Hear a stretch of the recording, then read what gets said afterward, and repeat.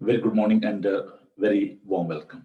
हवा के दोष पर सरहदों की कैसे आजाद, आपका दोस्त, आपका भाई, आपका खादम पादी नोबल सैमुअल आपकी खिदमत में सलाम अर्ज पेश करता है। Bible TV global London studio से आपके लिए आपका दिलपसंद प्रोग्राम ब्रेकफास्ट शो। जी हाँ, Bible TV global breakfast show जो कि हम आपके लिए लेकर आए हैं, जिसमें हम खुदा की तारीफ करते हैं, खुदा के पाक कलाम को सुनते और सुनाते हैं। हम खुदा का शुक्र अदा करते हैं इस माध्यम के लिए, आपकी जिंदगी के लिए। आइए हम आज के इस प्रोग्राम को आगे बढ़ाते हैं, खुदा के पाक कलाम की तिलावत करते हैं। ज़बूर 84 की चंद आयात में आपकी खिदमत में तिलावत करना चाहता हूँ। आइए खुदा उनके जिंदा पाक कलाम को तिलावत करें। आए लश्करों के खुदा, तेरे मस्कन क्या ही दिलकश है। मेरी जान खुदावन की बारगाहों की मुश्ताक है, बल्कि गुदाज हो चली। मेरा दिल और मेरा जिस्म जिंदा खुदा के लिए खुशी से ललकारते हैं। आए लश्करों के खुदावन, आए मेरे बादशाह और मेरे खुदा, तेरे मजबूहों के पास गोरिया ने अपना आशियाना और अबाबील ने अपने लिए घोंसला बना लिया, जहां अपने बच्चों को रखे। मुबारक है वो जो तेरे घर में रहते हैं, वो सदा तेरी तारीफ करेंगे। मुबारक है वो आदमी जिसकी कुव्वत तुझसे है, जिसके दिल में सयून की शाहराहें हैं। वो वादी बुकास से गुजर कर उसे चश्मों की जगह बना लेते हैं, बल्कि पहली बारिश से बरतों से मामूर कर देती है। वो ताकत पर ताकत पाते हैं, उनमें से हर एक सयून में खुदा के हुजूर हाजिर होता है। आए खुदा लशों खुदा मेरी दुआ सुन, आए याकूब के खुदा कान लगा। आए खुदा हमारी सिर पर देख और अपनी ममसू के चेहरे पर नजर कर, क्योंकि तेरी बारगाहों में एक हजार से बेहतर है। मैं अपने खुदा के घर का दरबान होना शरारत के खैमे बसने ज्यादा पसंद करूंगा, क्योंकि खुदा आफ्ताब और सिपर है। खुदा फजल और जलाल बख्शेगा और रास्तों से कोई निमत बाज ना रखेगा। आए लश्करों के खुदा मुबारक वाद जिसका तवक्कल तुझ पर है। खुदा उनके पाक कलाम के पढ़े सुने समझे जाने पर खुदा उनकी बरकत हो, आमीन। आइए हम खुदा उनसे दुआ मांगे।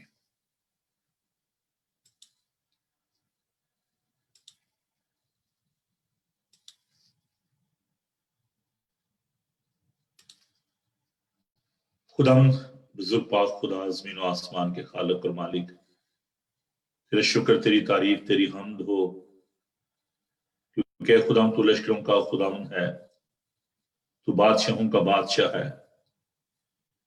तू कहर करने में धीमा और शफकत में गनी है। खुदा हम तेरी कुदरत के लिए, तेरे अदराक के लिए तेरा शुक्र करते हैं, और आज के इस वक्त के लिए तेरी शुक्रगुजारी करते हैं कि फिर खुदा तूने हमें ये मौका फराहम किया कि हम तेरे सुंदर चरणों में आए और अपने होठों का फल तेरे सामने पेश कर सकें। हम रात की मीठी नींद के लिए और रात की सुहानी सुबह के लिए तेरा शुक्र अदा करते हैं। फिर खुदा तू हम सबके साथ हो, हम सबको बड़ी बरकत दे, और इस प्रोग्राम को खुदा तो अपनी मर्जी के मुताबिक पाया तकमील तक पहुंचा। इक्विपमेंट को तो अपने हाथों में ले, और जितने भी तेरे लोग हैं खुदा उन सब प्रोग्राम को देख रहे हैं, सुन रहे हैं, खुदा उन सबको बड़ी बरकत देना। मुझ कमजोर ना चीज के साथ हो, यीशु के कादर नाम में, आमीन। खुदा की हम करते हुए आगे बढ़ते हैं और हम खुदा उनकी इस्ताइश में गीत, एक बहुत खूबसूरत गीत है, वो मैं आपके लिए लेकर आया हूँ। तो लेट्स सी।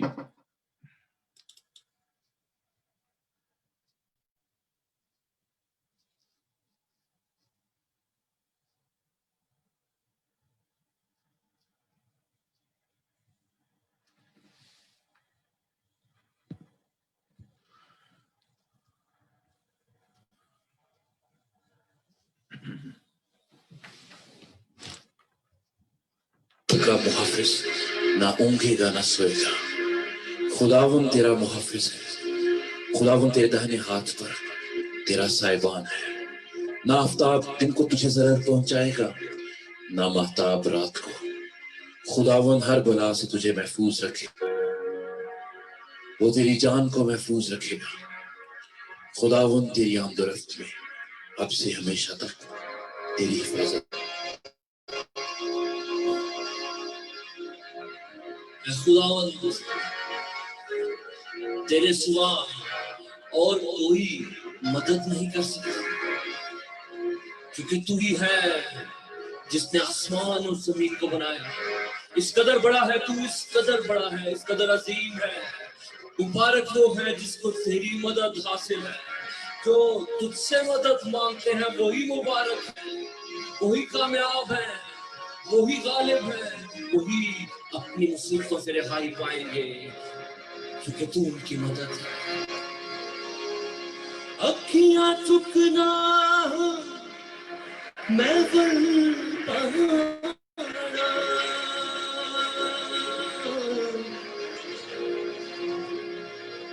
मदद ले मैं किसी नू पुकारा। अखियां चुकना मैं पहाड़ा, मदद ले मैं किस नू पुकारा। अखियां चुकना मैं पहाड़ा, मदद ले मैं किस नू पुकारा।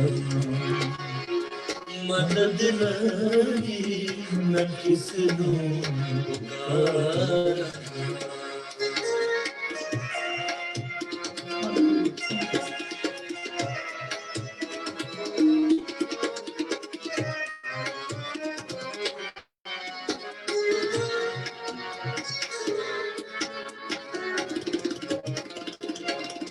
मेरी मदद रब आया,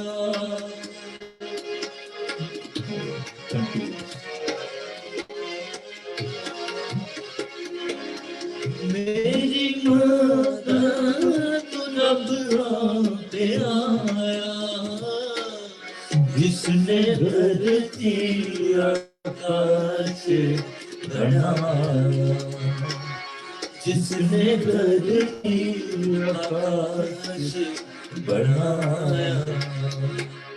तेरे पैरां तेरे खलारा, मदद लगी मैं किसनू पुकारा। मदद लगी मैं किसनू पुकारा।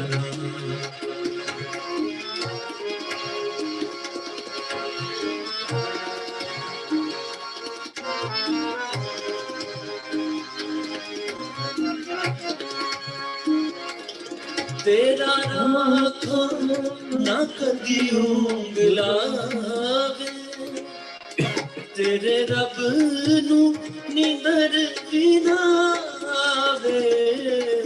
तेरा राखो ना कदी उंगलावे,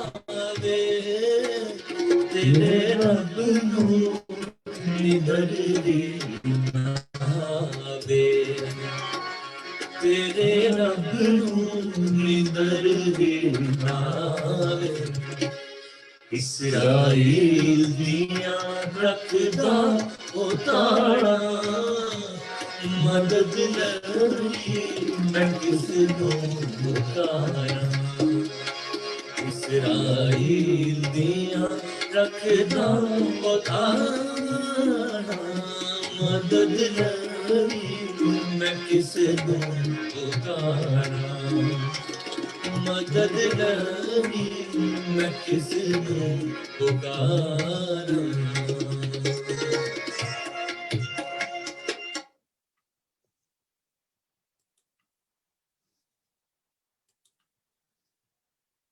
खुदा उनका शुक्र हो कि वो हमारी मदद, हिफाजत और निगरानी करता है।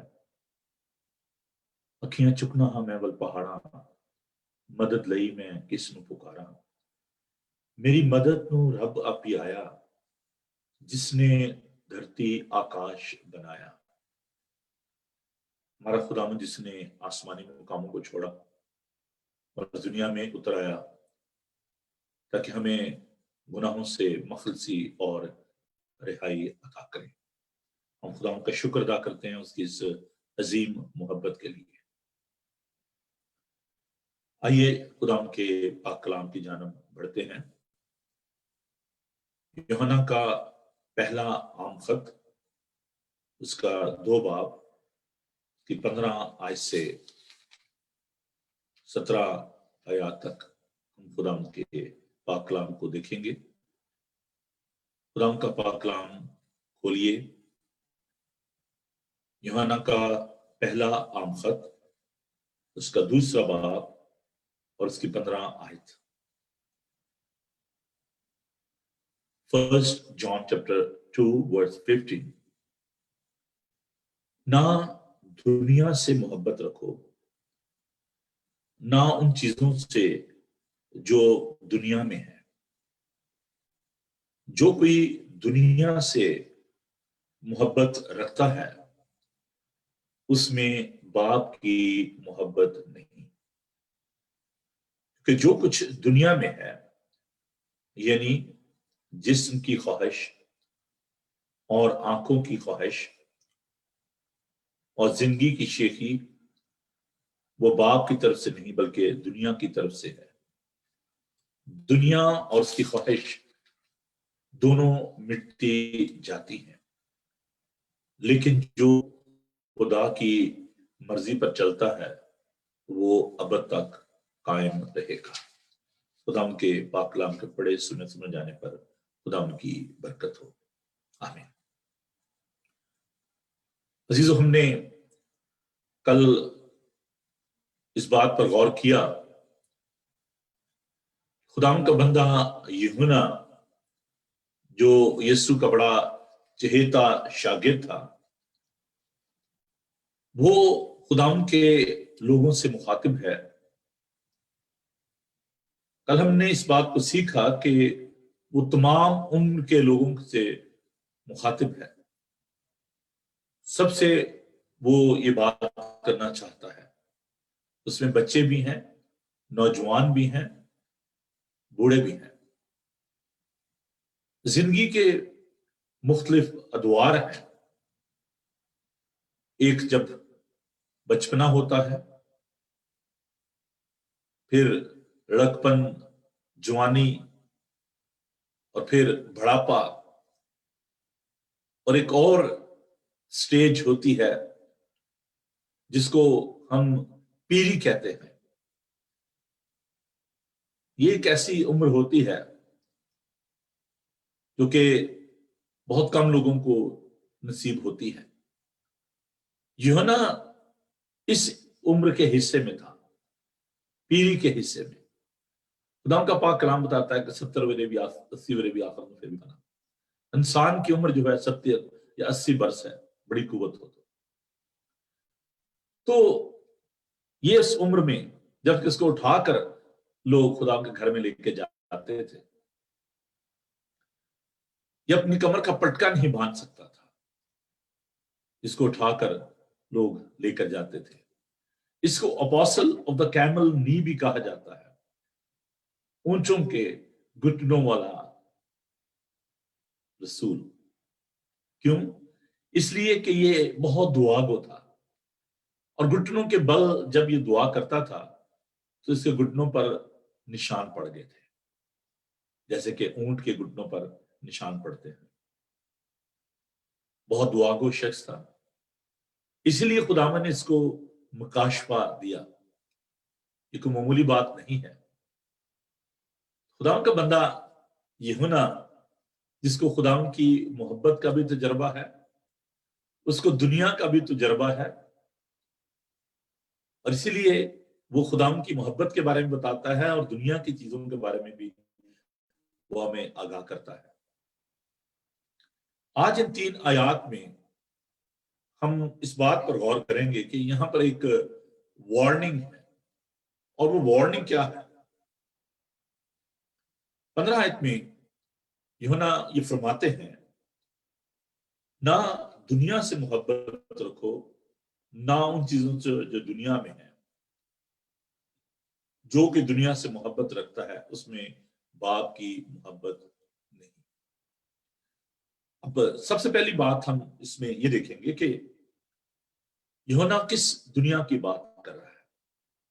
यहां पर जो दुनिया के लिए लफ्ज जो इस्तेमाल हुआ है यूनानी जुबान का, कॉस्मिक, ये जो कायनात है, जो दुनिया है जिसमें हम रह रहे हैं, कॉस्मोलॉजिकल वर्ल्ड, मुख्तलिफ तरह की दुनिया है। कोई कहता है कि जी अमेरिकन वर्ल्ड है, कोई कहता है जी थर्ड वर्ल्ड है, कोई कुछ कहता जी मेरी ये दुनिया है, मैं अपनी दुनिया में मगन हूं। तो दुनिया क्या है?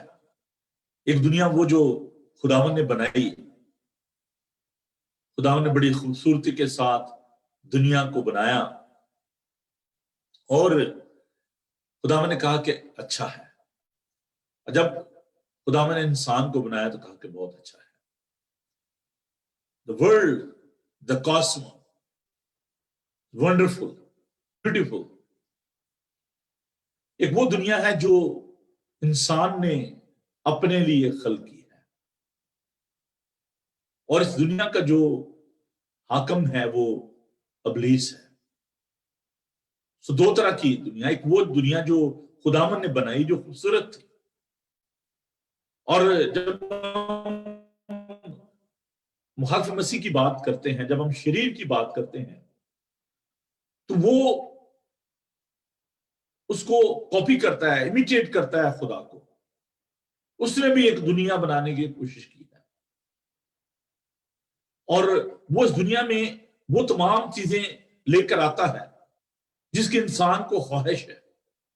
और ये दुनिया उसने खुदावन को भी पेश की कि अगर तू मुझे झुककर सिजदा करे तो ये दुनिया की तमाम शान और शौकत, ये तमाम माल और दौलत मैं तुझे दे दूंगा। इसका मतलब ये है कि एक दुनिया इब्लीस ने भी क्रिएट की हुई है। उस दुनिया में वो लोगों को मुख्तलिफ तरीके से लेकर आता है। उसको पता है कि इंसान की ख्वाहिश क्या है, इंसान की जरूरत क्या है। देखिए, यहां पर हम इस बात को देखते हैं कि खुदावन तो जो उसने दुनिया बना के इंसान को दे दी, तो फिर खुदावन क्यों ये कह रहे हैं कि दुनिया से मोहब्बत ना रखो। तो ये जो दुनिया जो इब्लीस ने खलक की हुई है, दुनिया का सरदार वो है, खुदावन उस दुनिया से कहता है कि तुमने मोहब्बत नहीं रखनी, ना उन चीजों से जो दुनिया में है, क्योंकि दुनिया की जो चीजें हैं वो पायदार नहीं है, ये खत्म होने वाली हैं, ये मिटने वाली हैं, और ये दुनिया भी खत्म हो जाएगी, ये चीजें भी खत्म हो जाएंगी, मिट जाएंगी। खुदावन इसलिए कहते हैं कि इन चीजों से मोहब्बत ना रखो। खुदावन ने इंजीली बयान में बड़ी खूबसूरत बात कही। इस दुनिया में वो लोग जो कि सोचते हैं कि बस यही सब कुछ है, और उसमें जो कुछ भी दुनिया के अंदर जो रुपया पैसा है, माल और दौलत है, यही सब कुछ है। मटेरियलिस्टिक जो मेंटेलिटी है, जो सोच है, उसके बारे में जो खुदावन ने पहाड़ी वाज में, जो कि मैनिफेस्टो है खुदावन का, उसकी बादशाहत का मंशूर है, और खुदा ने कहा कि मेरी बादशाहत इस दुनिया की नहीं है, मेरी बादशाही इस दुनिया की, मेरी आसमानी बादशाही है। और उसके लिए आप जरूर खुदा के पाक कलाम को मेरे साथ देखिए, मुकद्दस मत्ती का इंजील बयान उसका 6 बाब,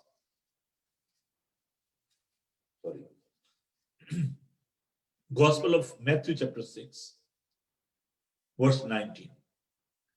अपने वास्ते जमीन पर माल जमा ना करो जहां कीड़ा और जंग खराब करता है और जहां चोर नकब लगाते और चुराते हैं, बल्कि अपने लिए आसमान पर माल जमा करो जहां ना कीड़ा खराब करता और न जंग और ना वहां चोर नकब लगाते और चुराते हैं। और आगे चलकर खुदावन एंजाइटी जो है, जो वरी है, उसको फॉरबिड करते हैं। Anxiety is forbidden. We don't need to worry about all these materialistic things. क्या खाएंगे, क्या पिएंगे, क्या पहनेंगे।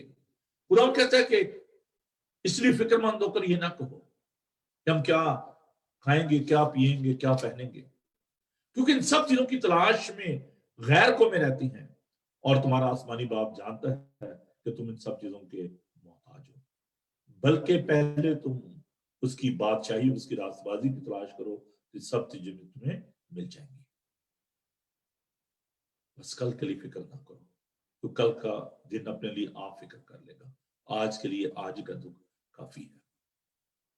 तो यहां पर बड़ा हम सफाई के साथ इस बात को देखते हैं कि खुदावंद यीशु मसीह इस दुनिया की चीजों के बारे में जिनकी फिक्र में हम रहते हैं, वो हमें मना करता है कि तुम इन चीजों की फिक्र ना करो कि हम क्या खाएंगे, क्या पिएंगे, क्या पहनेंगे। We need to depend upon the providence of God. ये हमारी रोजमर्रा जरूरत की चीजें हैं और खुदावंद जानता है, वो मुहैया करता है। इसलिए हमें इन चीजों के बारे में, दुनिया की चीजों के बारे में हमें फिक्रमंद नहीं होना। ये आसमान और जमीन पिघल जाएंगे। दूसरा पत्रस उसका 3 बाब और उसकी 12 आयत से मैं आपके लिए पढ़ूंगा। और खुदा के उस दिन के आने का कैसा कुछ मुंतजिर मुश्ताक रहना चाहिए, जिसके बायस आसमान आग से पिघल जाएंगे और अजराम फलक हरारत की शिद्दत से गल जाएंगे, लेकिन उसके वादे के माफिक हम नए आसमान और नई जमीन का इंतजार करते हैं जिसमें रास्तबाजी बसी रहेगी। तो हम उस पायदार शहर के उम्मीदवार हैं।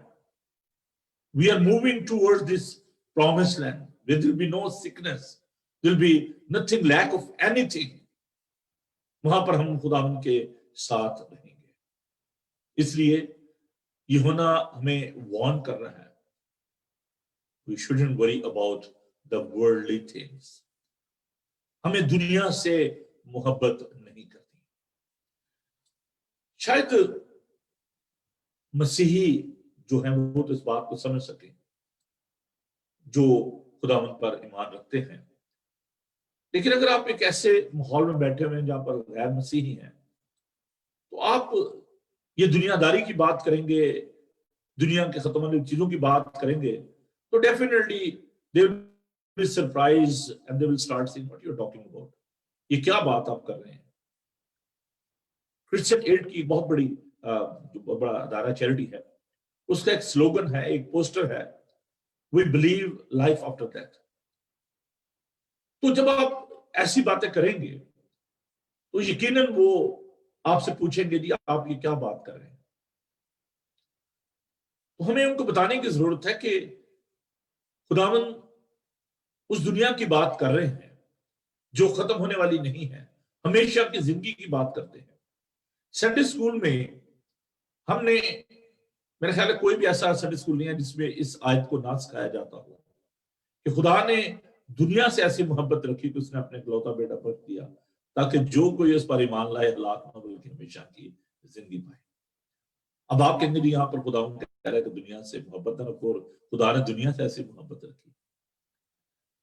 तो यहां पर मैं जब कायनात की बात करता हूं, जब मैं कॉस्मोस की बात करता हूं, उसमें इंसान भी शामिल है। खुदावंद ने इंसानों से जो इस दुनिया में है उनसे मोहब्बत की ताकि उनको बचा सके, मैंने बताया कि एक दुनिया इब्लीस ने भी क्रिएट की हुई है, और खुदावन उस दुनिया को जो उसने बनाई, जिसमें जलाल था, जिसमें पाकीज़, जिसमें आदम और हवा अच्छी जिंदगी को एंजॉय कर रहे थे, लेकिन उन्होंने इब्लीस की जो चीजें थी उनसे की। खुदा ने मना किया था कि तुम इस दरख्त के बीज के फल ना खाना, जिस दिन तुमने से कहा तुम्हारी आंखें खुल जाएंगी। देयर वाज अ वार्निंग, लेकिन हम देखते हैं कि उन्होंने फल खाया, नाफरमानी की और उस बाग से निकाल दिए गए। 16वीं आयत में यूहन्ना ये फरमाते हैं, क्योंकि जो कुछ दुनिया में है, यानी जिस्म की ख्वाहिश और आंखों की ख्वाहिश और जिंदगी की शही, वो बाप की तरफ से नहीं बल्कि दुनिया की तरफ से है। Again come to that world where the devil is ruling upon the heart of the people, those who are worldly minded, इब्लीस के कब्जे में है। उनके अंदर जिस्म की ख्वाहिश है, lust of the body, lust of the eyes and the pride of this world. दुनिया की यही है, जिस्म की ख्वाहिश है, आंखों की ख्वाहिश है। मैंने आपको ये सिखाया था कि दो तरह की हमारी एक इंटरनल लाइफ है, एक एक्सटर्नल लाइफ है। तो जो बाहर की जो चीजें हैं वो हमारी आंखों को, हमारे 5 सेंसेस को अट्रैक्ट करती हैं। Desire is not a bad thing, that's a part of our emotions. ये हमारे जो जज्बात हैं उनका एक हिस्सा है। बड़े गौर से इस बात को सुनिएगा, desire is not a bad thing. If you are having the desire for a food, it's not a bad thing, because we are a physical being. ये हमारी जरूरत है कि हम खुराक खाएं। We need food for the nourishment of our body. We need cloth to cover our self. हमें कपड़ों की जरूरत है, हमें जूती की जरूरत है, हमें घर की जरूरत है, हमें औलाद की जरूरत है, हमें एक साथी की जरूरत है। So if you are having the desire for marriage, if you are having the desire for children, if there's a desire for a nice home or a good car or a job, it's not a bad thing. Nothing wrong with that. लेकिन वो Dzire, वो ख्वाहिश जो जायज नहीं है, unfair है, illogical है। अगर मैं ये सोचूं कि अच्छा जी मेरे पास गाड़ी है, खुदा का शुक्र है, अब मैं ये सोचूं कि मैं जहाज ले लूं और उसके लिए मैं डाके मारना शुरू कर दूं, ड्रग बेचना शुरू कर दूं और गलत किस्म के काम शुरू कर दूं कि जो मैंने जहाज खरीदना है। Not a right and genuine Dzire.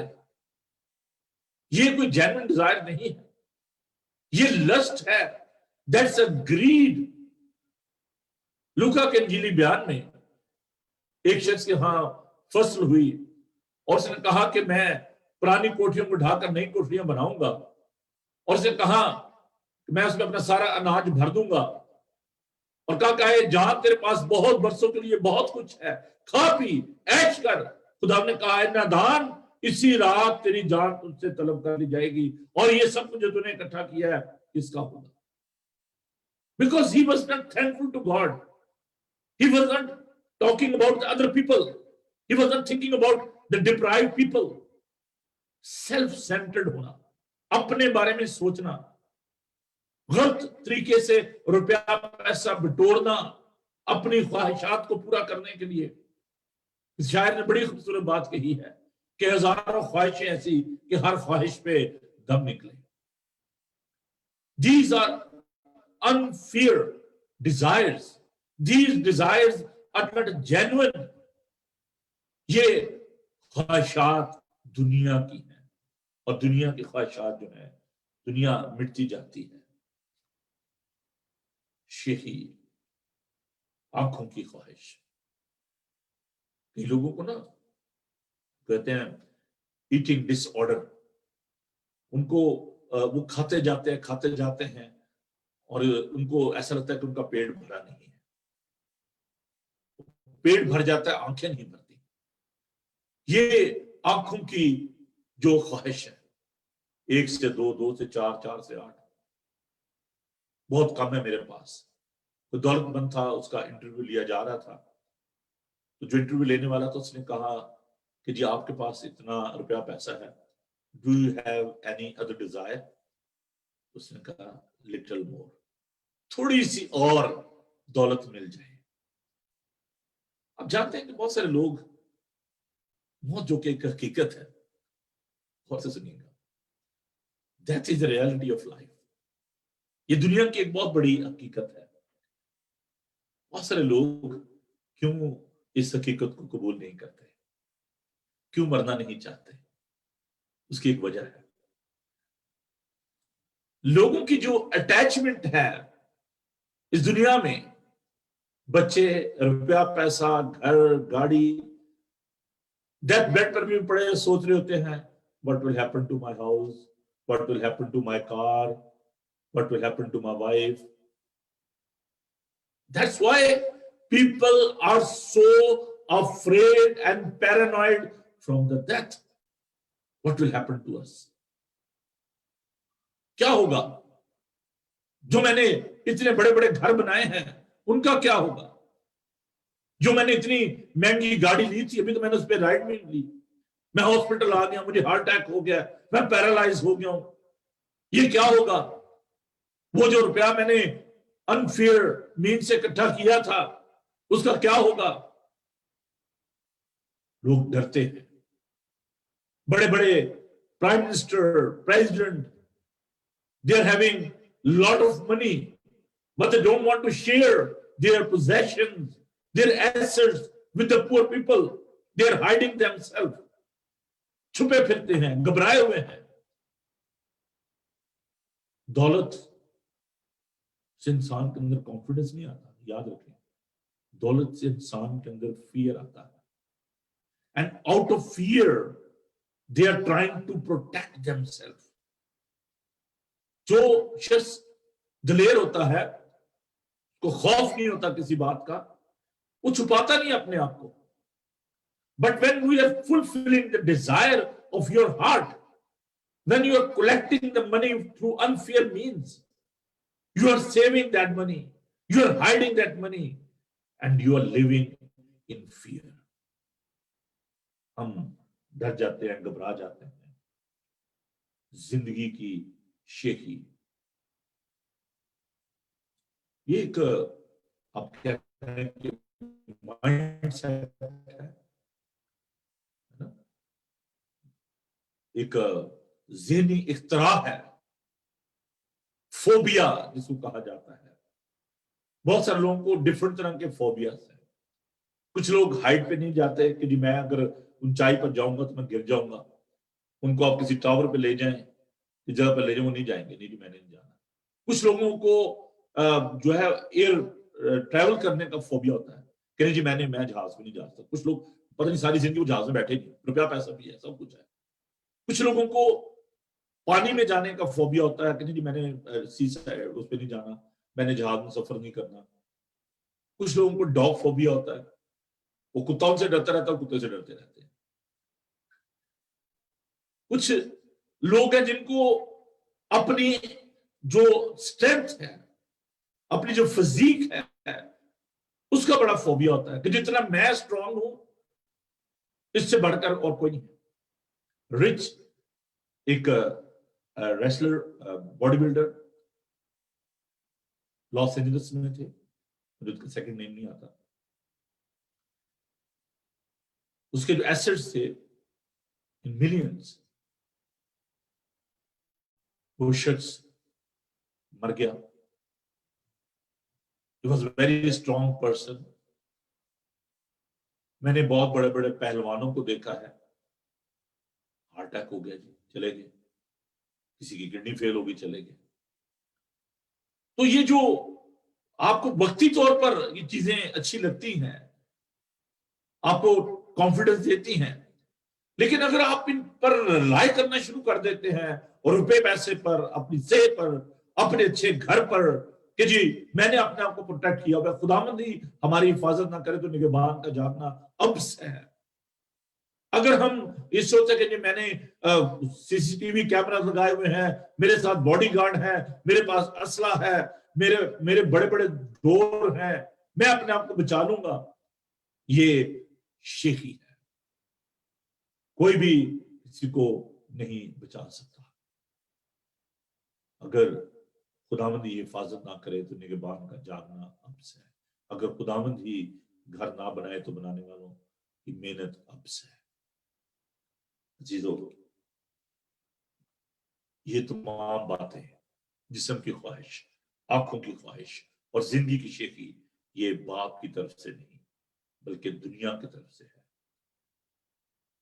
It's a result of our materialistic mentality. It's a result when we are relying upon the devil. जब हम उस पर भरोसा करना शुरू कर देते हैं, जो कुछ इब्लीस हमें ऑफर करता है वो लेना शुरू कर देते हैं। खुदावंद ने देखिए कैसे मुकाबला किया इसका। खुदावंद ने पाक कलाम के जरिए इसका मुकाबला किया। दुनिया और उसकी ख्वाहिश दोनों मिटती जाती है, लेकिन जो खुदा की मर्जी पर चलता है वो अब तक कायम रहेगा। हाउ वी कैन सस्टेन, कैसे हम बच सकते हैं, कैसे जिंदा रह सकते हैं। We can not sustain relying upon our wealth. इन दिनों में कोरोना वायरस की वजह से मैंने देखा बड़े बड़े अमीर लोग सांस नहीं ले सके, मर गए। वेंटिलेटर नहीं बचा सका उनको, डॉक्टर नहीं बचा सके उनको, और रुपया पैसा नहीं बचा सका उनको। कोई चीज हमें नहीं बचा सकती मां सिवाय खुदा के। While I'm living in England, I know what's going on in this world, in this part of the world. लोगों के पास रुपया पैसा है, सब कुछ है, लेकिन खुदा से दूरी है, खुदा से लगाव नहीं है। गलती कहां पर है? क्या ये ब्लेसिंग गलत है? क्या ये मुल्क खराब है?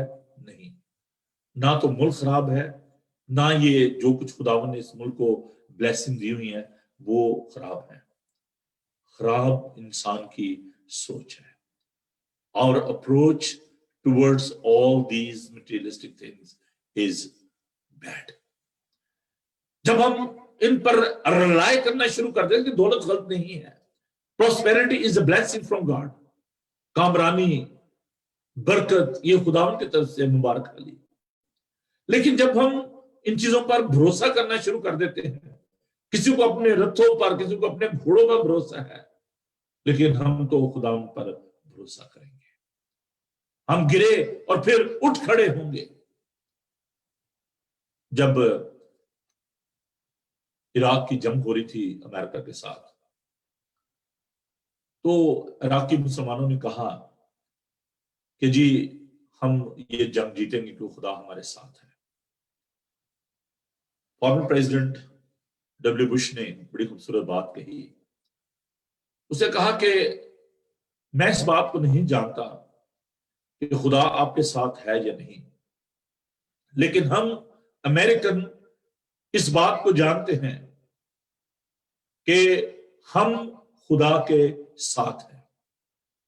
We, the people of America, we don't know whether God is with you, with the Iraqi people or not, but we are assured, we are confident that we are with God and we will win that war and they won that. Zero, खुदा का कलाम में बताता है मत्ती का जिली बयान, तो उसका नाम इमैनुअल है, खुदा हमारे साथ। It is a clear evidence in the Bible that God is with us. He took the human form and he came to this world and lived among his people. It's very evident in the Bible. But my point is, are you with God or not? क्या आप खुदा के साथ हैं या नहीं? आपका दिल कहां पर है, दुनियावी चीजों में या खुदा के साथ? हमें इस बात को परखना है। अगर इस माहौल में, इस माशरे में बुराई है, अगर लोग खुदा से दूर हैं, उसकी वजह आप और मैं है, क्योंकि हम उनको खुदा के बारे में नहीं बता रहे। You are the salt of the earth. You are the light of the world. तुम दुनिया का नमक हो, तुम जमीन का नमक हो, तुम दुनिया का नूर हो। If we are not preserving the world, if there is a bacteria in the society, we fail to preserve the world. हम फेल हो चुके हैं, नाकाम हो चुके हैं दुनिया को महफूज रखने के लिए। As a Christian, this is our duty. It's not optional. It's our responsibility to penetrate into this world and to preserve the world, to protect the people from the sinful life. अजीजों, अगर आपने meet लिया है, गोश्त लिया है और वो पड़ा हुआ है और आपने उसको रेफ्रिजरेटर में नहीं रखा, उससे बैक्टीरिया आ गया है, कसूर किसका है? कसूर गोश्त का नहीं, उस मीट का नहीं है, कसूर आपका है कि अगर वो खराब हो गया क्योंकि आपने उसको प्रिजर्व नहीं किया। World is looking for you.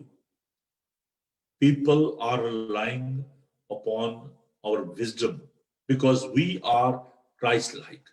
हम खुदावन के लोग हैं, लेकिन अगर महफूज रखने वाले ही खुद बर्बाद हो जाएंगे तो हम उनको क्या महफूज करेंगे जो तबाह और बर्बाद हो रहे हैं। आज हमें इस बात पर गौर करना है कि क्या हम खुदा की मर्जी पर चलते हैं या नहीं चलते, लेकिन जो खुदा की मर्जी पर चलता है वो अब तक कायम रहेगा। ज़बूर ने इस कहता है, ज़बूर पहला बहुत खूबसूरत ज़बूर है और इसमें ज़बूर नवीस जो है वो एक और वार्निंग जो है वो हमें देता है। मेरे साथ खुदा के पाक कलाम को देखिए कि जो खुदा के कलाम पर, जो खुदा की शरीयत पर अमल करता है, लिखा है, मुबारक है वो आदमी जो शरीरों की सलाह पर नहीं चलता, ठट्ठाबाजों खताकारों की राह में खड़ा नहीं होता और ठट्ठाबाजों की मजलिस में नहीं बैठता, बल्कि खुदा की शरीयत में उसकी खुशनुदी है, उसकी शरीयत पर दिन रात उसका ध्यान रहता है। वो दरख्त की मानिंद होगा जो पानी की नदियों के पास लगाया गया है, जो अपने वक्त पर फलता है और जिसका पत्ता भी नहीं मुरझाता। सो जो कुछ वो करे बार बार होगा। शरीर ऐसे नहीं बल्कि वो भूसे की मानिंद है जिसे हवा उड़ा ले जाती है। इसलिए शरीर अदालत में कायम ना रहेंगे, न खताकार सातों की जमात में, क्योंकि खुदावन सातों की राह चाहता है पर शरीरों की राह नाबूद हो जाएगी। There will be no more wicked. The two type of the people in this world, blessed and wicked. जहां तक मुबारक है यह शरीर है। अगर आप खुदा की मर्जी पर चलते हैं आप मुबारक हैं, लेकिन अगर आप खुदा की मर्जी पर नहीं चलते, I'm sorry to say you are wicked. और विकेट जो है, जो शरीर है, वो अदालत में कायम ना रहेंगे।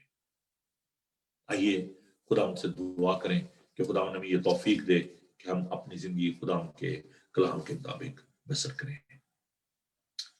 खुदावन जिंदा पाक खुदा, तेरा शुक्र करते हैं कि तेरा पाक रूह हमारी मदद करता है, तेरा पाक रूह हमें सिखाता है। खुदावन हमें ये तौफीक दे कि हम हर वक्त और हर जगह तेरी मर्जी को अपनी जिंदगी में पूरा करें। खुदावन मैं इस वक्त तमाम बीमारों के लिए दुआ करता हूँ, तूने कुव्वत और ताकत अता फरमा। जो दुखी हैं, परेशान हाल हैं, खुदावन जो गमजदा हैं, उनके लिए तेरी कुव्वत चाहता हूँ। इस वक्त खुदावन मैं खिलजी फैमिली के लिए दुआ करता हूँ, जबकि खुदावन हमारी बहन तहमीना खिलजी जो खुदावन में सो चुकी हैं, खुदावन मैं दुआ करता हूँ कि तू डॉक्टर निशाबा के साथ हो, जो आपके साथ हो, दिल के साथ हो, उन्हें तसल्ली और तशफ़ी अता फरमा। और प्यारे खुदा, और भी जितने लोग गमज़दा हैं, दुखी हैं, हॉस्पिटल्स में हैं, घरों में हैं, खुदा उनके लिए तेरी बरकत चाहते हैं, इस घर के लिए तेरी बरकत चाहते हैं। खुदा ये कलीसिया, ये तेरा घर प्यारे खुदा से तूने बनाया है। खुदावन जब लोग इस घर में तेरी बात करने के लिए आए तो बरकत पाए। खुदावन हम बाइबल टीवी ग्लोबल के लिए तेरा शुक्र करते हैं, इसके सारे काम के लिए तेरी शुक्रगुजारी करते हैं। खुदावन मैं दुआ करता हूँ इस मुल्क के लिए, प्राइम मिनिस्टर बोरिस जॉनसन के लिए, कि कैबिनेट मेंबर्स के लिए, और प्यारे खुदावन क्वीन के लिए, के सारे घराने के, और दीगर तमाम जो सरबराह हैं मुख्तलिफ ममालिक के, उन सबके लिए तेरी बरकत चाहता हूँ, तेरे लोगों के लिए तेरी पनाह चाहता हूँ। आज का तमाम दिन तो हमारे साथ हो, बच्चों के साथ हो, टीचर्स के साथ हो, डॉक्टर नर्सेस के साथ हो, सबको बड़ी बरकत दे। पुलिस के लिए, आर्मी के लिए, खुदावन तेरे खादमों के लिए खास तेरी बरकत चाहता हूँ। खुदावन हमारे घरानों के साथ हो, हम सबको बड़ी बरकत दे। यीशु के जिंदा जलाली कदूस और बाबरकत नाम में ये दुआ मांगते हैं, आमीन। खुदावन अपना चेहरा आप पर जलवागर फरमाए, खुदावन आपके बदन, जान और रूह की हिफाजत करे। आपका बुलाने वाला सच्चा वैसे करेगा। और हमारे खुदा मसीह का फजल, खुदा बाप की मोहब्बत, पाक रूह की रफ़ाकत और शफ़क़त अब से लेकर हमेशा तक आप सबके साथ और दुनिया भर के मुक़द्दसीन के साथ होती रहे, आमीन। अज़ीज़ों, मैं आपको इन्फॉर्म करना चाहता हूँ कि संडे को 3 सर्विसेज होंगी। 3 इस तरीके से कि सुबह 10:30 बजे इंग्लिश में हम इबादत करेंगे, और उस सर्विस में भी पाकशा जो है हम सर्व करेंगे, सेलिब्रेट करेंगे। इसके साथ साथ जो दोपहर में 2 बजे जो सर्विस होती है, जो उर्दू और हिंदी में होती है, उसमें भी पाकशा की रस्म जो है वो अदा की जाएगी। एक जॉइंट सेलिब्रेशन जो है उसका इनेकाद हमने किया है बाइबल टीवी ग्लोबल ने, जिसमें जो भी इंग्लिश चर्चेज हैं, हमारे एशियन चर्चेज हैं, they are all willing to take part in that service. ये शाम 6 बजे होगी जी, इतवार को, यानी 6 तारीख को 6 बजे जूम पर ये इबादत होगी। All the West London area churches and churches from other part of the country, they will take part in this service. That will be English service and beautiful service. We are going to conduct that on 6th of December at 6 o'clock in the evening. So you are all welcome to join us, because this service will be a celebration of the Welcome Christmas. हर साल हम welcome Christmas की service करते हैं अपने church में, लेकिन आज हमने देखा कि खुदावन ने हमें ये मौका दिया है कि हम सब मिलकर, जिसमें कोई जुबान की कोई मुश्किल नहीं है, जिसमें गुलाम नस्ल की मुश्किल नहीं है, हम सब मिलकर क्रिसमस को सेलिब्रेट करना चाहते हैं। So you are welcome to join us. और अगर आप उसमें हिस्सा लेना चाहते हैं किस तरीके से भी, गीत गाने के वसीला से, कलाम पढ़ने के वसीला से, तो you are welcome to call. My number is 00447718992824। इस नंबर पर आप मुझे कॉल कर सकते हैं। तो मेरी ये दुआ है कि खुदावन आप सबको बड़ी बरकत दे और खुदावन आप सबके साथ हो। फ्राइडे को हम रेवलेशन का जो चैप्टर 13 है उसके दूसरे हिस्से को लेकर हम आएंगे। पहले हिस्से में हमने कल सीखा कि जो हैवान जो समुद्र में से निकला उसके बारे में सीखा है, और अब हम उस बात पर गौर करेंगे, वो हैवान जो ज़मीन पर खड़ा है उसके बारे में हम सीखेंगे। Don't miss that Bible study, because I am working hard to prepare these slides and Bible study. जो पहली स्टडी है वो मौजूद है उस पे यूट्यूब पर, आप उसको देख सकते हैं ताकि आपको उसकी जो कंटिन्यूशन है उसको आप समझ सकें, उसके से आपको सबक को देख सकें। तो खुदा आप सबको बड़ी बरकत दे। Keep watching Bible TV global. God bless you. Thank you.